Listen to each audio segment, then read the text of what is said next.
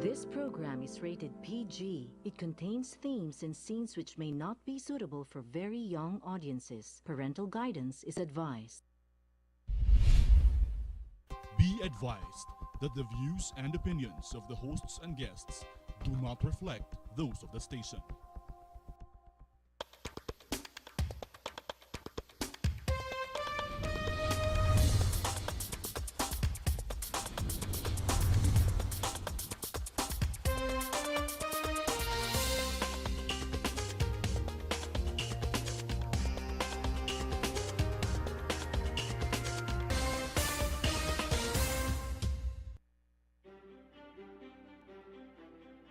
For me, art is an agent of change. Anything that highlights life. They know it's an art form when it has a story, when it speaks to them. Art is an expression of the soul. Pinapakita nito kung anong kaya ng tao. The product of the reaction to something you love. And passion. And anything in between. It's the highest form of language. So it's gotta be honest. A vehicle for expressing your thoughts, your emotions. So that when we see it, we can't keep it. We need to share it. It's not shared by two or more people, then it's just the work of a crazy person. For me, art is important because It makes you think. I like the idea of creating something out of nothing. think of how you can improve your own life, improve the lives of others. To have something in the world that exists that affects people. It is what allows us to feel. Without it, we're nothing more than robots, just rocks. If you don't have art, you merely exist. Art draws out the humanity. So art elevates existence into something else. Does that make sense? We are unable to inspire and to move people into action. It's your way of sharing and giving back to the people. Without art, I think life will be boring. Because everyone has to have some sense of creativity in their life. It's not beautiful without art. If you have a point of view, You are an artist. An artist is someone who sees things that no one else sees. with the mindset of moving the society forward. Anyone can be an artist as long as you are honest. Courageous. Art makes you just that much more sensitive to things around you. To allow growth in our lives. A reflection of the beliefs and the desires. It pushes me to improve every day. It makes me appreciate all the little things. Iba yung tingin mo sa mundo eh. Art is everything. Hindi ako mabubuhay kung walang arte. I'm an actor and director. Actress. I'm an actor, singer. Actor, It's an actress and a singer. actor, playwright, The theater actor. An actress. An actress. actor. I'm a human being. Maarte ako. Maarte ako. Maarte ako. Maarte ako. Maarte ako. Maarte ako. Maarte ka.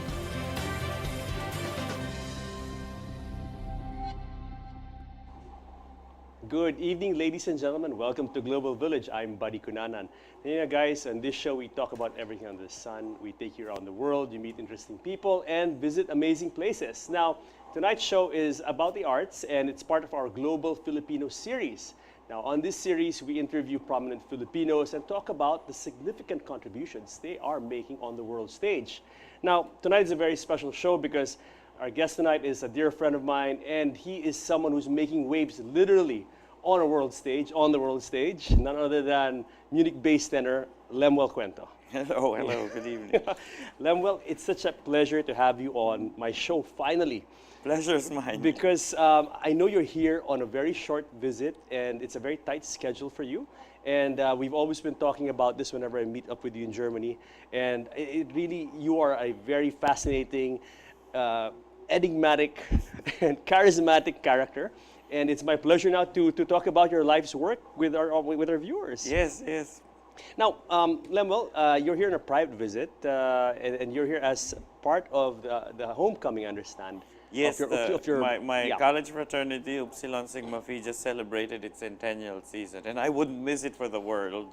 So I sang for the big event yesterday, and then I was asked to give 2 classes at the College of Music in Diliman and in Centro Escolar.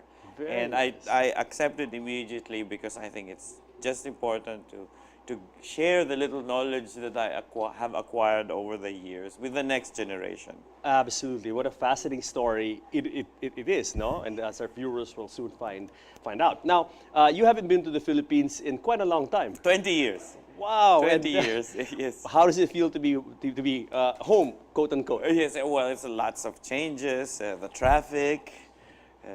Yeah, but it's so nice to see old friends, and I got to see some of them, and mostly classmates from the College of Music, and of course the fraternity fellows. Yes.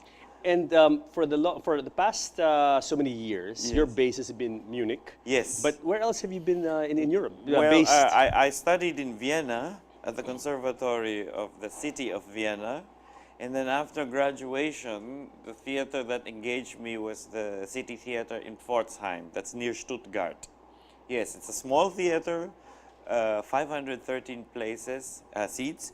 But then I got to sing everything there, from Evita to Aida. Wow. Yes. Wow. And then I moved, I was there 7 years, and then I moved to Munich.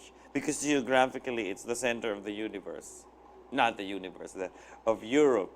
So I'm 8 hours away from Paris, 6 hours from Berlin, 5 or 6 hours from Milan, 3 hours from Zurich. So when I have to sing there or there or there or there, I'm nearer. Because if I lived in Vienna, it's so far away to go to Paris or something like that. Yeah. So strategically, it's a good place to be Strategically, it's based. geographically really the best place for me. How would you describe the opera scene in Munich? Is it among the top vibrant opera scenes Yes, in because Europe? for one thing, they have the financial means, and that is the lifeblood of all theaters. Yeah, I guess and they have two major theaters, international theaters in Munich, and they have also 2 or 3 small theaters, and then they have around Munich summer festivals. And when I started, there weren't so many what they call the Freischaffend milieu. That's like the free, because there is the city theater, the international houses, which are financed by the government. Yes. Or the ministries of culture. But then there are these festivals which are funded privately. Okay. And in the last 20 years, that has expanded exponentially. So really opportunities for your profession have really improved a lot in the last 20 years. Are you a member of any opera house? Are you a regular member, or are you like a free agent? No, I'm not a member of a house at the moment. Yes. So your work takes you all around Europe. Yes. Yes. Where are your usual places of work? It really depends. It's not really usual. Last August, I jumped in for La Traviata in Switzerland, where I haven't sung before. Many of my colleagues, it's near St. Gallen. It was an open air La Traviata. Oh, nice. Yeah. Okay. Now, interesting, Lemuel, because your profession as a Filipino is not too common.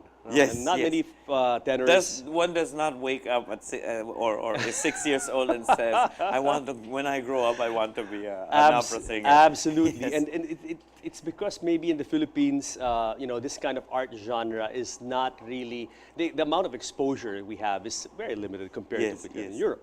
How did you get your start?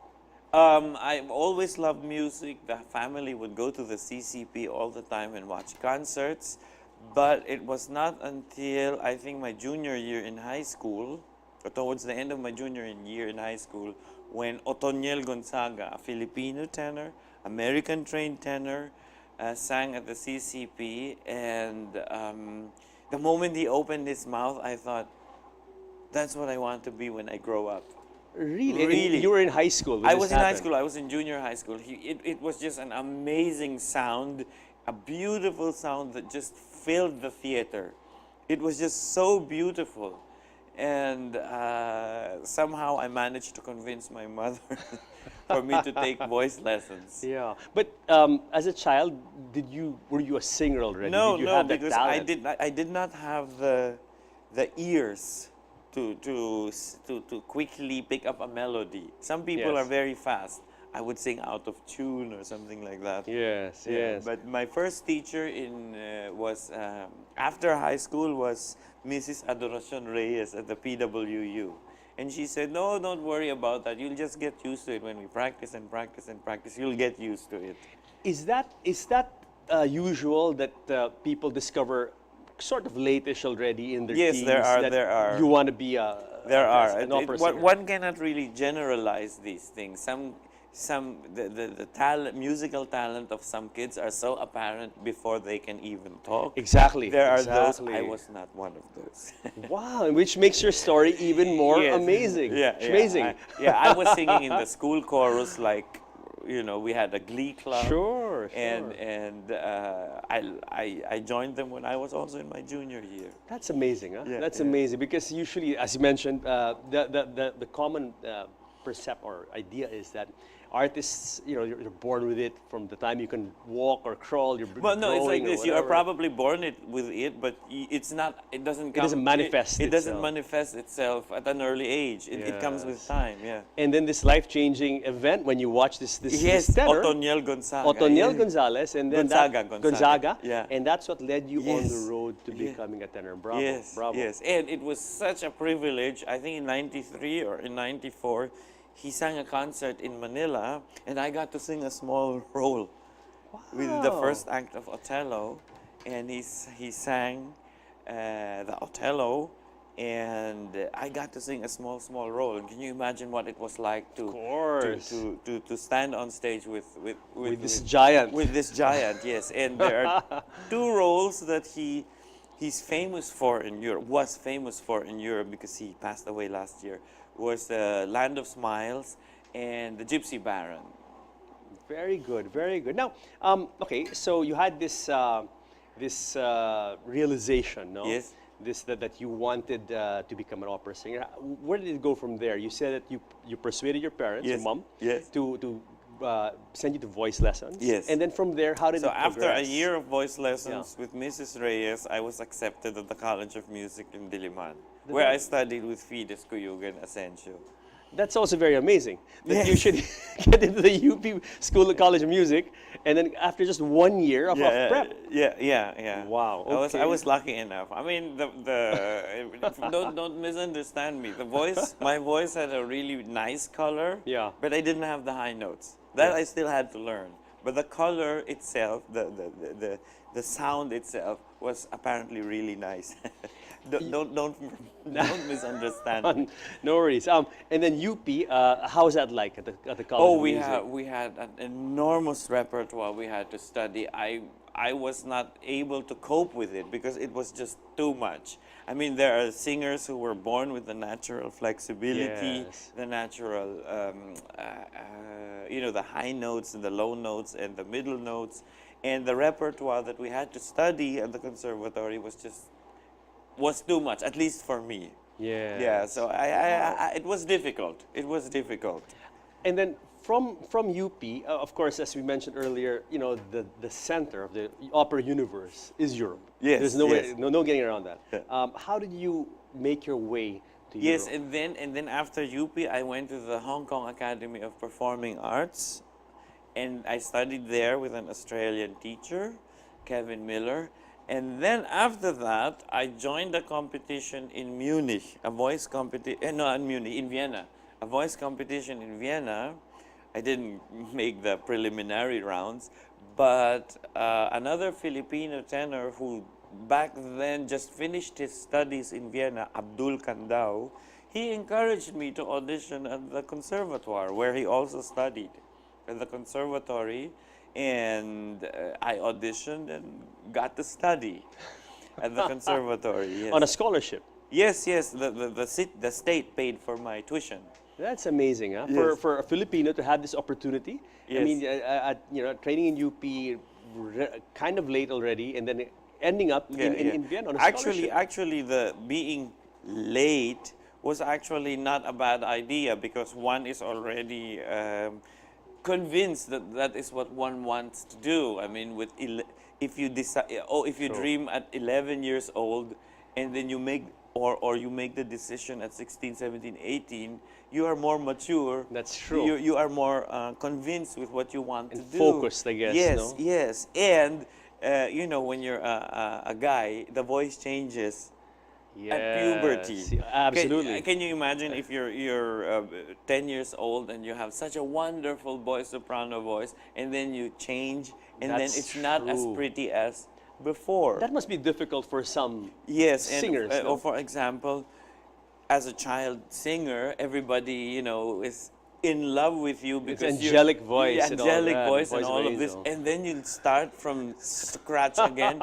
I've had many colleagues in Vienna who were like that, who were members of the Vienna Boys Choir. Wow. Who had to, you know, Vienna Boys Choir. And you're a star. Yeah, yeah. And then all of a sudden you have to start from scratch. Because your voice you become a man. You become a man. Yeah. Okay. So it was not such a bad idea to be a late starter. That's true. So at least you knew where you were, you knew your fit, and you knew what to work on. Yes. So it's like you started from scratch, but so did other people. As Yes, you said, yes, entering puberty. Yeah, and one would interesting. have the maturity to deal with these new challenges. Of course, Yes. of course. I mean, it must be difficult for a young kid, a young boy to... Exactly. You're so used to this, you're in the comfort zone. Yes. Right? Singing like an angel, and then your voice changes Yes. almost overnight. Yes, I think that happened to Joseph Haydn, the composer. Yeah. Oh, wow. Yeah. Okay.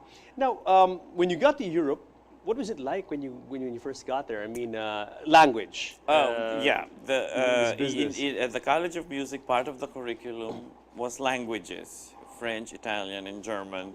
I also took up Russian. Wow. Yeah, and of course, it's good to have like 20 words in your vocabulary to have, so you have something to start with when you study in Europe. Yes. Yeah, and at the conservatory, one has to pass the German exam within the first school year. So either you attend courses or you figure out. Yeah, you have to just figure out how to learn the languages. How was your Deutsch before going to Vienna? Were you adept already? It was much better than most Filipinos because, as I said, we had it in the curriculum. Yes. And many of my classmates, you know, when we would go to McDonald's or you practice, you speak of Deutsch. Or Katipunan Road or Trellis, we would practice our Deutsch, our German or French or whatever it is. Yeah, but still. You had to learn and practice. I watched cartoons on TV because they didn't use the big words, and I hung around with my German classmates, not just other Filipinos or just English-speaking. The other foreigners. Yes, yes. Perhaps well, at the I was a conservatory. foreigner, but I made sure that I hung around German speakers. And that's the only way to do it. Really immerse yourself. Create this environment where it's all German. And one should have the courage to just talk and talk and talk, even if it's the funniest sound or even if you're wrong. You just have to have the courage to. Absolutely. And it's quite difficult in Germany and Austria because everyone speaks English. Yes, Practically. yes. So when you try to speak in your pidgin German, and as a tourist, and I know I speak pidgin German, and they switch to English. Yes, yes. Because, you know, they're doing me a favor. Yeah, yeah. They want to be helpful. Yeah. Okay, Lemuel, when we come back, we'll talk about your other experiences in Europe, and of course, what is it like living the life of an opera singer? Well, no, I mean, we'll talk about that. yeah, We'll pause for a break, but we're going to show a video of you now. I Yes. think we're going to show you singing in one of your performances a few years ago. So guys, stick around because more of Global Filipinos with Lemuel Cuento when Global Village turns.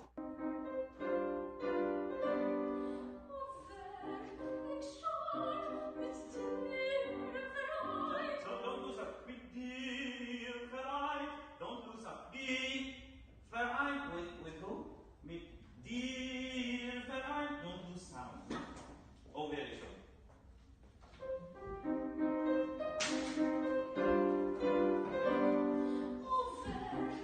Ich schon mit dir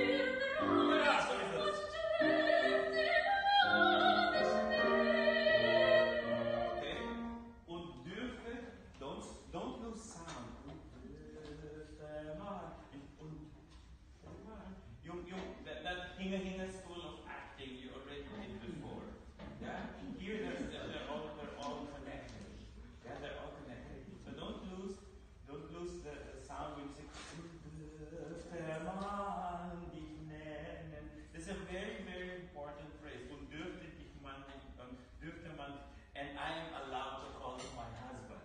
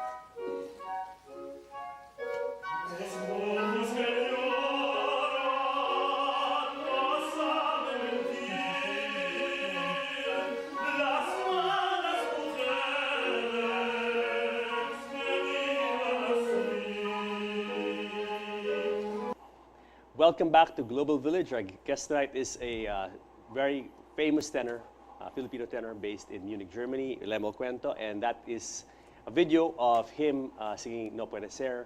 It is one of my favorite Spanish zarzuelas. Yes. So, Lemuel, nice video, and our viewers have got a little taste of what of your musical prowess, so to speak. That video we saw was shot a few years ago, I think. Yes, that was in 2015, I think, or Yes. 16. In Germany as well. Yes, it's near Frankfurt. Bensheim, it's near Frankfurt. Yeah, so fantastic. And the course of the show tonight will show other videos of you singing other pieces. Very nice. Okay, life of an opera singer. What is it like, Lemuel? When I mean, what is your life like? Are you singing all the time? No. A big portion of my time is studying, vocalizing. Wow. I mean, you have to learn the pieces you have to sing. I mean, the melody, the text. I mean, aside from the interpretative art part, you have to do the handwork first. Handwork first. The melody, the memorizing the text, the rhythms, studying everybody's part also, so that, yes, you have to study everybody's part, not just yours, so that you know exactly what the colleague is telling you, what the colleague is singing to you. And you know where to jump in. I mean, when you come in, right? Exactly. That's part, because your part is also a part of their part. So you know everyone's lines almost. Yes, you do. yes. You have to. You have to. Well, guess, it's also a thing. It's part of your homework, and Wow.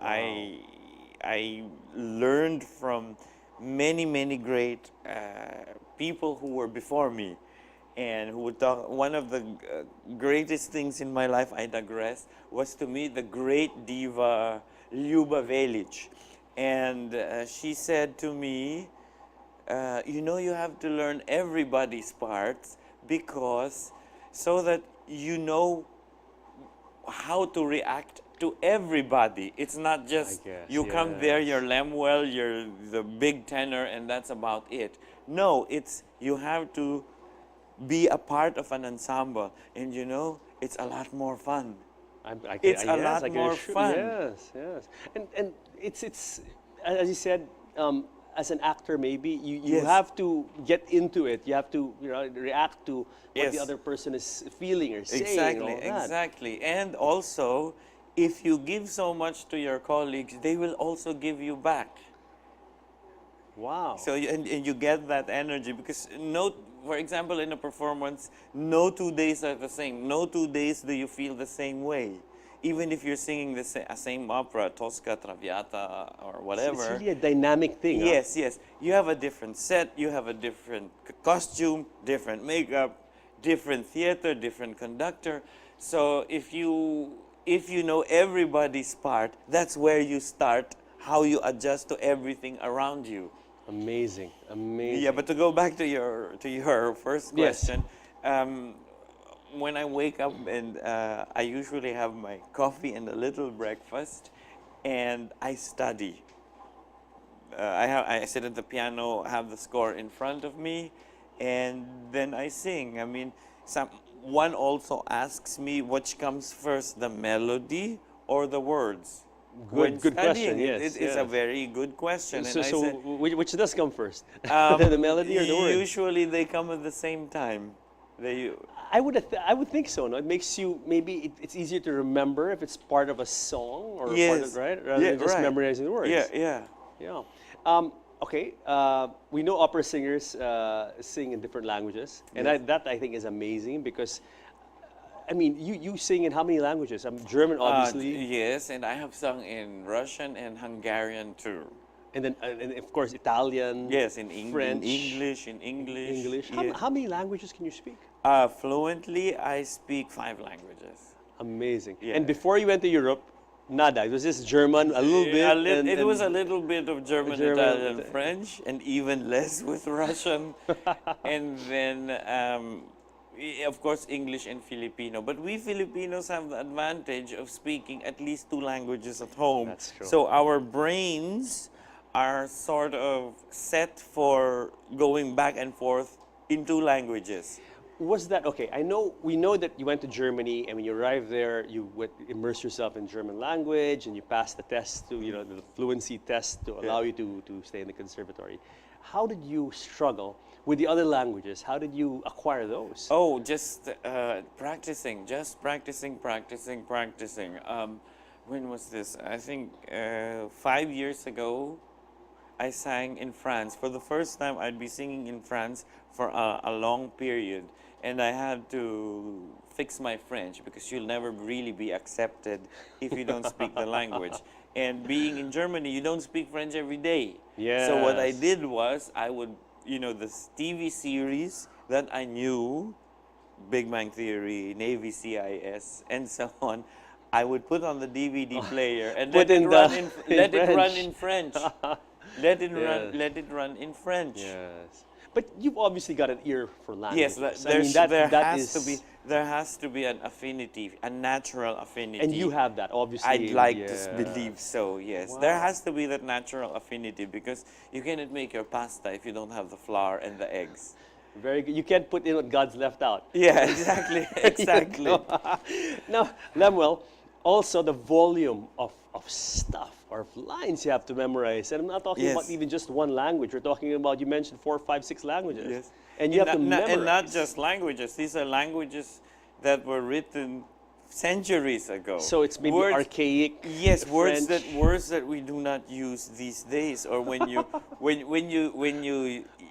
like for an example is this word Antlitz. That's poetic German for French, as in 18th century. No one uses Antlitz. Nobody uses Antlitz anymore. Yeah. Okay. But that means poetic and beautiful and all that. I'm in love with that face. But nobody uses that word anymore.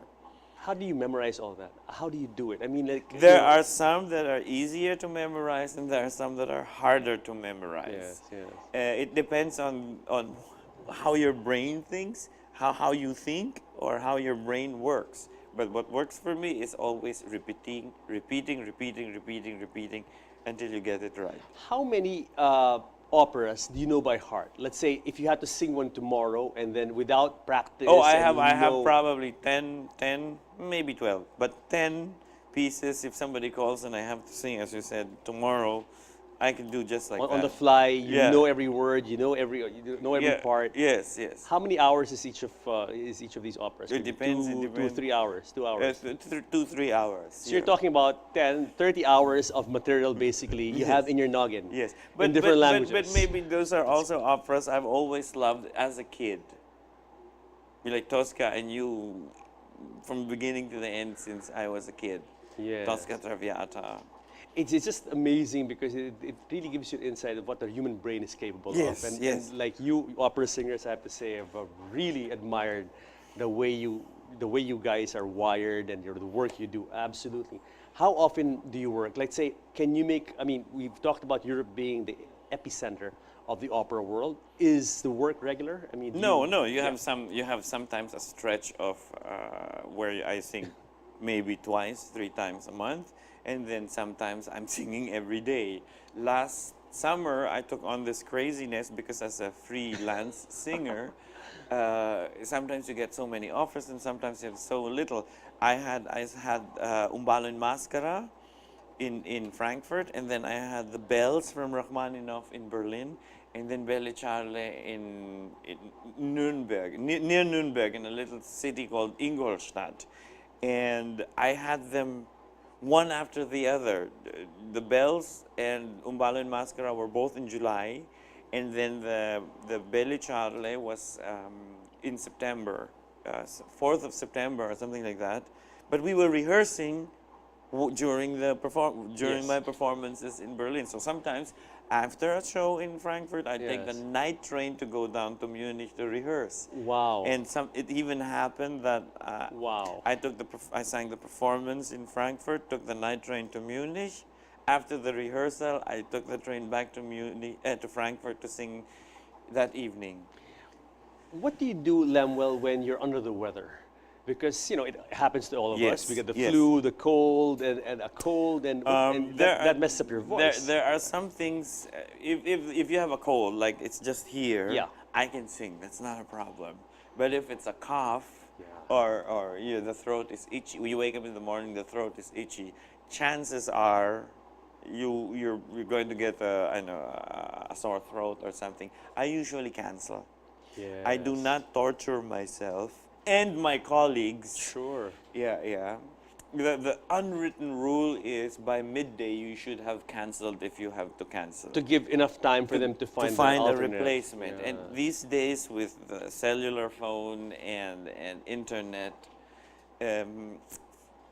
if you are singing, for example, in Nuremberg, let's say Madame Butterfly, all the office, the artist's office, knows which other theaters around, maybe up to 500 kilometers away, is doing Madame Butterfly.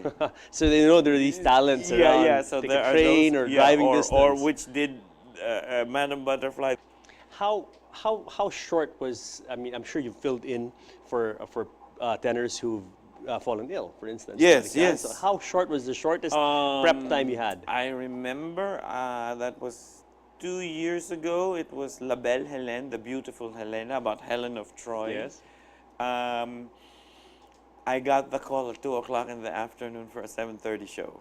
Wow. And that was a role I have never sung before. I was singing the role of Paris. Oh my I've God. never sung that before. I was singing the other role, Menelaus, Helena's husband. So like 5 hours after, barely 5 hours or so. Yeah, I got the whole. You got to be on stage. Yes. That's crazy. Yeah. I've never sang the role, but because I'm part of the production, I sort of have the music in my ear and the text in my ear. And that's why it's also important to know everyone's part. Because you can fill in. But I didn't sing it memorized on stage. I sang on the side with the music, and the stage director acted the part. Oh, because of course the what do you call it? The blocking and all that. Yeah, I didn't know you didn't that. have that. I didn't have that. I didn't know that because Paris, the new lover of Helen of Troy, and the husband Menelaus are never on stage together. Of course, because they're going to fight. Yeah, they're going to kill each other. Yes. Okay. All right. Lemuel, we have pause for a break. When we come back, we'll talk about the glass ceilings that you have broken and are continuing to break. And what are the opportunities for Filipinos and also your other passions, teaching and imparting, your experiences to future generations of Filipino opera singers. So guys, stick around because more of Global Filipinos, of course, with my good friend Lemuel Cuento when Global Village returns.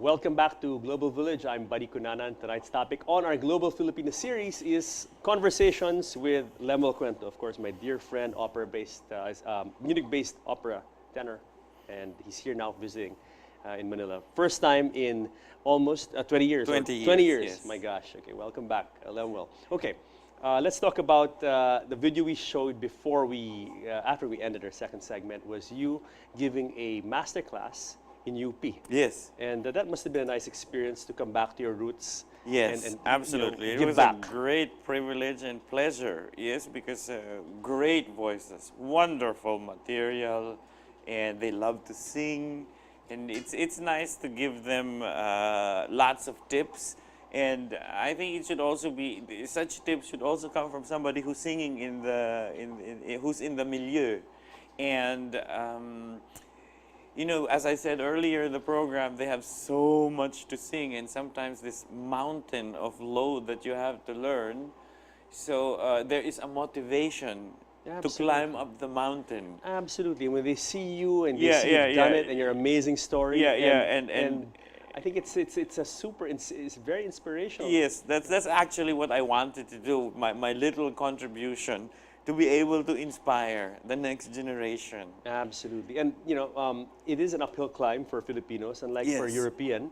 You're there already. Yes. And for us, the big challenge is, like in your case, how do I get myself, it's in my blood, my passion, but how do I go to Vienna? How do Before I go on and answer that, we also have the problem of visas. Singing properly, singing well, learning the language, learning how the system works. They are all hard enough already. Yes. Then you are saddled with visa problems. Yes.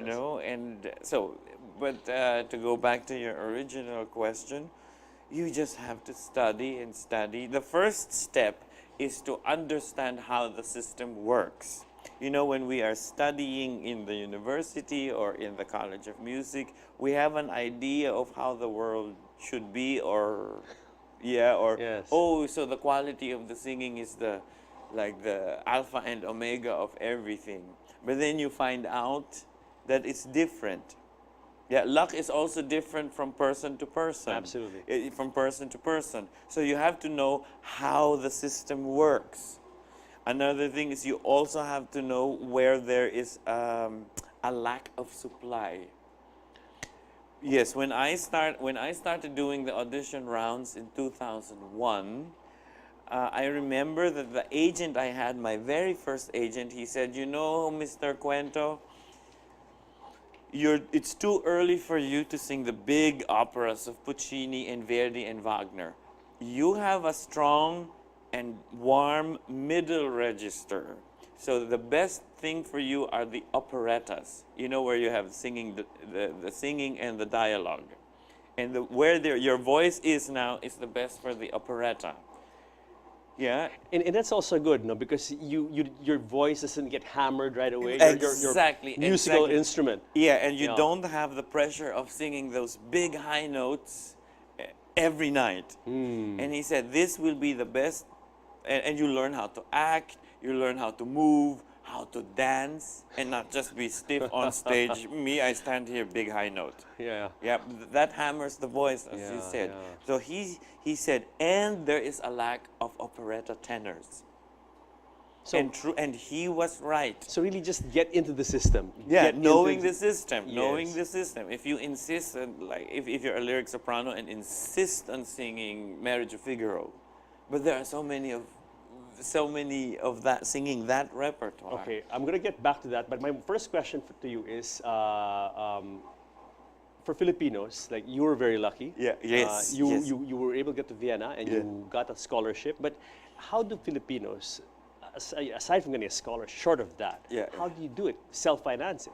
Yeah, you have to self-finance. You got to be rich. Yeah. I asked for money. I asked for money I knocked on so many doors to get the financial backing to get to Europe and the first few months to live, because only the tuition was paid for.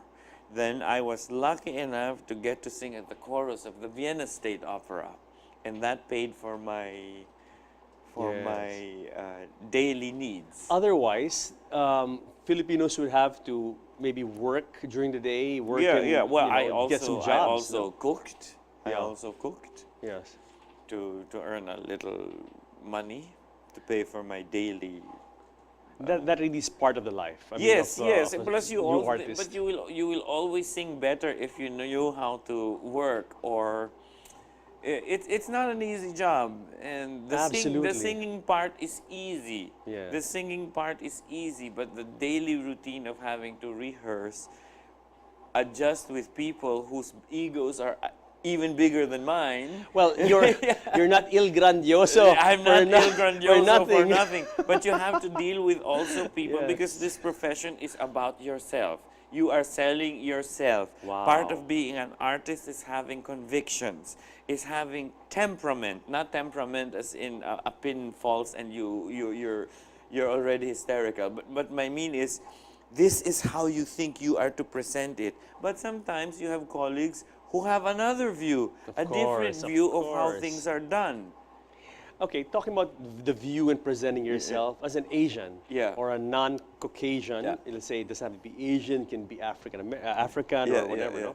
No? Is it more difficult to enter the scene? Because, opera was created in Europe. Yes. And all the operas are pretty much, it's an all-white cast. Or the stories are from an imagined. They imagined how it's like in ancient Persia, or Italy, medieval Italy, kind of thing. It's all white, no? It's a white world. Is it difficult? It is. Yeah. It is difficult, and because, as you said, it is not our culture. It is not our blood. And for example, it is not very Asian, or at least the East Asians, Japan, Korea, and the Chinese. They don't look at you straight in the eye. They look, because for them it's rude. It's hard to overcome that changing that. And that's a very simple thing. And in European theater, when you're acting, when you're talking to somebody, you look straight in the eye. What about audience expectation? When they go to see an opera, they're expecting to see the lead is, you know, stereotypically it's a prince or whatever. It's less you of know. a problem these days. That's less of a problem these days because the productions are not traditionally done anymore. They don't do Rigoletto in the 16th century Mantua, or don't do Aida anymore in ancient Egypt. It's always transported to a different generation, a different century, a different place. Yes, yes. So it's less of a problem. Unlike perhaps maybe when you were starting. Yeah, when I was 2 decades starting, ago, when they were still doing traditional productions. But now it's different. Yes. It's different. But of course, it bothers when the soprano is 6 feet tall and the tenor is 5 feet 4. You know, it does bother, but as a singer, I think the best way to answer that is don't let those things. You go there thinking of your strength instead of of how they may perceive you or not perceive you. It's also like this. Even if you have the height requirement or you look the same way, and then you start singing, it's different from how they wanted it. Yes. You mentioned that there are Japanese, Chinese, even Korean opera singers. Yes, yes. How are they doing in Europe? Oh, they have sensational voices. Okay. But sometimes it's so hard for directors to work with them because they do not admit they don't understand what you tell them to avoid being embarrassed. Yes. Yeah. That's a very Asian thing. That's very Asian. Very if you Asian say, thing. you please kneel. Did you understand? Yes. And then they won't do it. Kneel. Yes. That's a very Asian thing. Yeah, and that did not help. That does not help this. Oh, I don't want Asians in my production. That does not help the. Of course, racist the stereotype. This racist profiling. stereotype. Yeah. But what can you do? I mean, many of these directors have experienced that. I have experienced, oh, I don't want a Filipino in my production because they think all Asians are Asians. But we Filipinos are very European. Absolutely. And, talking about yourself, you don't look stereotypically Filipino. If I saw you, I think maybe you're Spanish or Latin American, or maybe North African, or some Arabic. There you go. Yeah. Which is also good for you because you can play. There's less of that obstacle, maybe. Yeah. Playing a lot of you can play the Pirates of Penzance, for Yes, instance, or you can look like a pirate. Right? Yes. And plus, many of the great Italian operas take place in Italy. There you go. Or of that genre. Yes. Or Spain, even more Spain. Yeah. Yes. Last few questions before we show another one of your performances. What is the shelf life of an opera of a tenor? I mean, how many years? I mean, what do you have in store for yourself? How long do you think you'll be doing this? Well, I plan to sing up to the time that my voice still functions. But there are also musicals where you sing. I don't know, The King in the Eye or Tevye in the Fiddler on the Roof. I don't mind doing that. And, the shelf life is probably up to 55 if I'm lucky, 60. Young. 60 if I'm lucky. young. Where the voice is still flexible and does not wobble, and where the muscles still work. Yeah. You see, I am as a late starter, and I did not really start singing well until I was in my early 30s. So I learned how to sing. So I have a solid technique, unlike some colleagues who with 24, 25 could sing already. And because there was the natural talent. Yes. So I had to learn how to sing, and because I learned how to sing, I can tighten up the screws that were loosening up. Yeah. Very good, Lemuel. Well, I hope that we see more of you here. Yes. And I'm sure the UP College of Music and their students obviously would really benefit from your story and your experience. I also gave a class in Centro Escolar. In Centro Escolar. Yes. So I hope that you can visit more in Manila Yes, more yes. often. Yeah, 20 years is way too long for you to stay away. Huh? share your talent with aspiring future Lemuel Cuentos in waiting.